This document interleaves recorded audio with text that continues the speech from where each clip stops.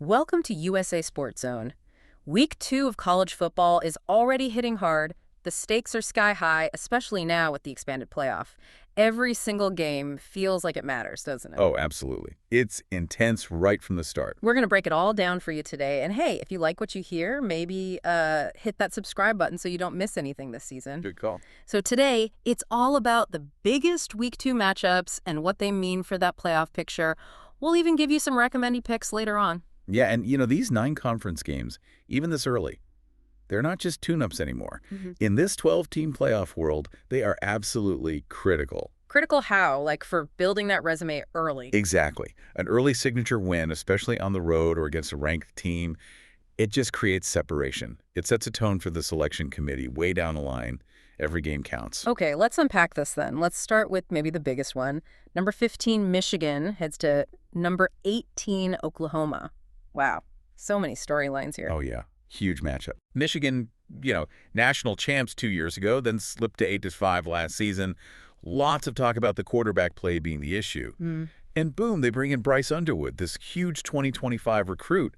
And he's starting already. Looked okay in week 1, right? Yeah. But this is different. It's a massive step up. I mean, going from playing New Mexico to playing in Norman, Oklahoma, that's a whole different level of pressure and speed for a true freshman. And Oklahoma, they've got their own story. They also went out and got a transfer QB, John Mateer, new offensive coordinator too, trying to stabilize things. Right, Mateer came in, looked pretty sharp in his first game. Oklahoma needs this. After going 6-7 last year, even with that top 20 ranking now, they've got something to prove. So it's a prove-it game for the Sooners too, not just Underwood. Definitely. A win against a name brand like Michigan, even a Michigan team in transition, that really helps change the narrative after a losing season. The betting line even reflects some of that uncertainty. It opened Oklahoma minus 5.5. Now it's down to 4.5. Okay, here's where it gets really interesting, though, looking at the betting details. The public, they're actually backing Michigan pretty heavily, like 54% of the spread bets, 62% of the money line bets are on the Wolverines. Yeah, that's fascinating, isn't it? The public seems to be buying the Michigan name, maybe Underwood's potential, despite him being on the road. But does the data back that up? What are the models saying? Well, it's a bit of a twist. The Sportsline projection model, it actually likes Michigan here. It's got them covering the spread in 61% of simulations. Covering as the underdog. Exactly. And it even gives them a 49% chance to win the game outright. As a plus 168 underdog, that points towards some real potential value on Michigan. Huh. So the model sees something the public might be missing. Maybe that roster talent beyond the QB. Could be. Or maybe it thinks Oklahoma is slightly overrated coming off that 6-7 year. It's definitely a contrarian signal compared to the early line movement. Okay, let's shift gears. Another team under pressure, maybe in a different way. South Florida at number 13, Florida. You flagged this one. Why? Well, it screams trap game for Florida, right? Okay. They've got that absolutely massive showdown with number 3 LSU next week. All the focus could easily be on that. Right. Easy to overlook the team right in front of you. And South Florida isn't just anybody. Remember, they gave Alabama a real scare last year. I do remember that. And they just opened their season beating Boise State pretty handily. And Boise State, well, they were the group of 6 representative in the playoff last season. Okay, so USF has ambitions. Beating Florida would be enormous for them. Huge. It would immediately make them the clear favorite, probably, to get that group of 6 spot in the CFP this year. For Florida, meanwhile, look, they just have to win this. Their schedule is brutal. After LSU, they've still got, 3 more ranked teams? Yeah, it's a gauntlet. They need every win they can get, even against a group of 6 team, for their own resume. A loss here would be devastating. All right, let's talk rivalry. Iowa at number 16, Iowa State. The Cy-Hawk Trophy, always a battle. Always intense. And Iowa State, they're flying high right now. 2 really solid wins to start. Including that weak new win against Kansas State, who were ranked at the time. Exactly. And remember, last year, beating Iowa early really seemed to launch Iowa State towards their best season ever. Right. They want that momentum again. So Iowa is playing spoiler here, trying to knock their rivals off course. Pretty much. And for Iowa, a win gets them ranked, gives them some breathing room before their own tough conference schedule hits. Penn State, Oregon are still on there for them. And these games are always close, right? Didn't they split the last 4? They did. Upsets happen. It's just one of those rivalries where you kind of throw the rankings out the window. Sometimes it gets gritty. So what are the bettors thinking here? Iowa State's getting the love. Oh, yeah. Big time. Iowa State is a 3-point favorite, and something like 77% of the spread bets, 81% of the moneyline tickets are on the Cyclones. Huge public backing. Hey, wait for it. Does the model agree, or is this another Michigan situation? Haha, you guessed it. Yeah.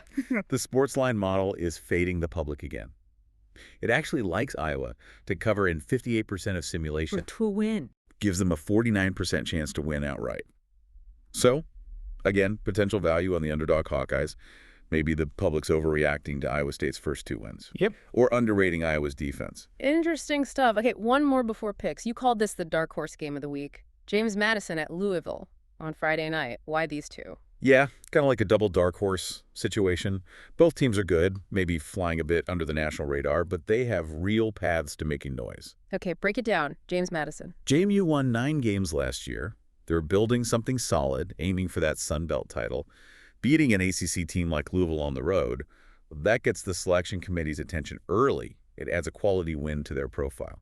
And Louisville, Jeff Brom seems to like operating when nobody's looking. Exactly. The ACC feels wide open this year, right? Everyone talks Clemson, Miami, Louisville has them later. Those are tough games. Yeah. But they absolutely cannot sleepwalk through this game against James Madison. Because JMU will be fired up. Totally.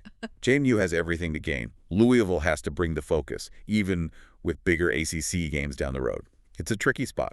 All right, this has been great context. Now, let's get to what everyone's waiting for. It's time for the recommended picks based on all this analysis. What do you like this week? Okay, first one I'm looking at is Oregon, -is 16.5 in the first half against Oklahoma State. And I'd probably play that up to -17.5. First half specifically. Why? Well, a few reasons. Oklahoma State, honestly, they feel like a program struggling a bit in this NIL era. Their coach, Mike Gundy, even made some comments about Oregon's spending that you just know Dan Lanning is going to use for motivation. Oh, yeah, bulletin board material. Definitely.